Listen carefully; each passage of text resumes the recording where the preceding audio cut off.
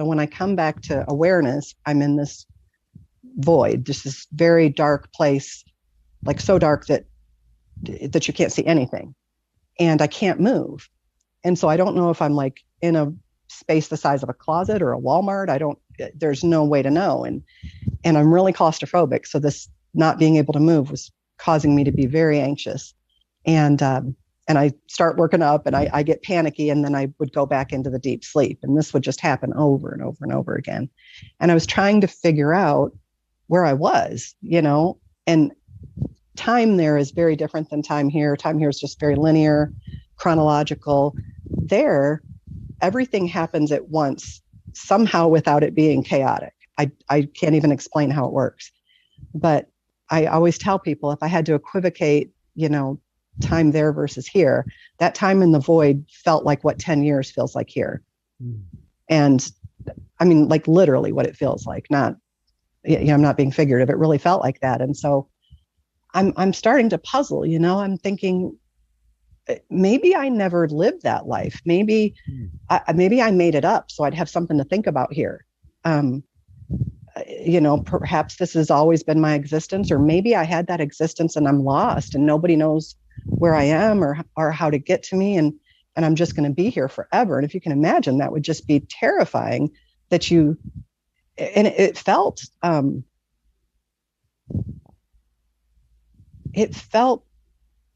like the ultimate of being alone. Like you're never really alone here. There's always somebody nearby. This was like alone, and I couldn't get to somebody if I wanted to. And it was just desperate. The whole situation felt very desperate. And so, I was trying to think, had I done something? Had I made some mistake? Had I been sentenced to this? I just couldn't sort it out.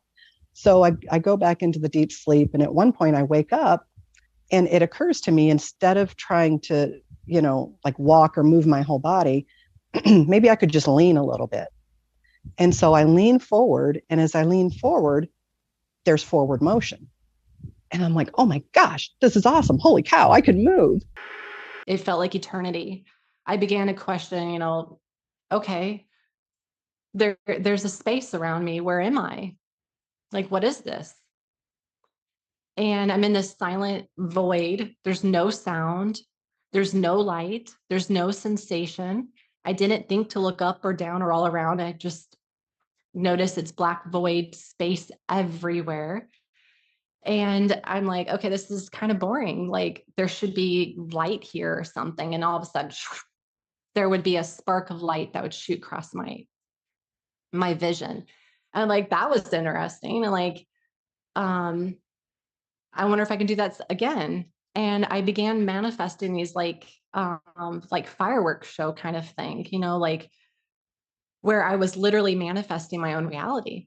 And as I'm going through this garden, I was thinking, oh, this is so beautiful. Everything's alive and for me. And it's indescribable. And I was manifesting things. I was thinking, wouldn't it be great if there were, butterflies or fairies or something beautiful flying around? And suddenly there were these creatures that, again, are not of this earthly world flying around me. And they were just indescribably so beautiful. I got a little apprehensive because I didn't know where I was going. I was just moving and moving and moving rapidly. And, when you go into a forest and go for a walk, you take a wrong turn, you start walking, you think you're kind of lost.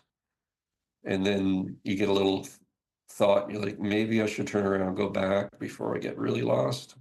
Well, that's kind of what it felt like, because I didn't know where I was going. And so I thought in my mind, it's like, I should probably somehow stop and maybe get back to where I was. And as soon as I thought that, within an instant of a second, I was back in those golden clouds again. And so here I am in this very, very, very bright place. I guess some people call it heaven. It was just the place I found myself in. And I'm thinking, how do I get around in this environment? And no sooner I think it, I'm moving. So I literally just said consciously, what is that light? What is that pinpoint? What is that up there? And like zoom, I was like right there. The hospital door was over here. And I was looking out of it, wondering when my son would arrive. Where was Alec? When was he going to come? And that's the last thing I remember. I never said, I'll go back to life, or I'll go back with you guys. I never, but somehow they knew where my focus was, where my concern was. And he's the reason that I came back.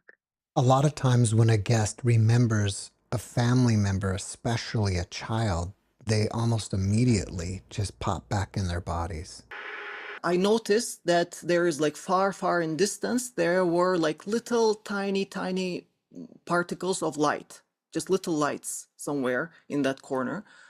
And because there was nothing else there to look at or to focus on, but those lights, they took my attention. And I tried to focus on those lights. And as I was focusing on them, I noticed that they started coming out of that darkness, coming closer to me. And when I don't focus on them, they are just seem like little particles somewhere far in that distant darkness. But my focus on those particles brings them out of that darkness. I just kind of looked around, and I was I thought in my head, well, my God, I wonder what happens if you're a bad person. And all hell broke loose, quite literally.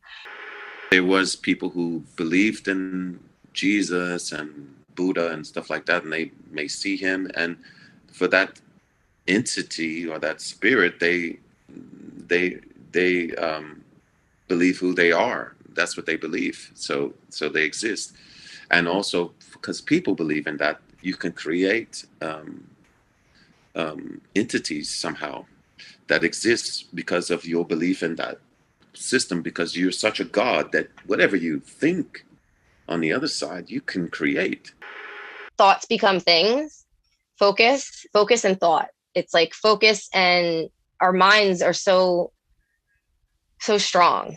And it's like an instant manifestation. It's like thoughts turn to things instantly. Physics don't play a part over there. Here, yes, we're hindered. We're, physical. But no, it's very easy. It's thoughts turn to things. Instant manifestation of thought.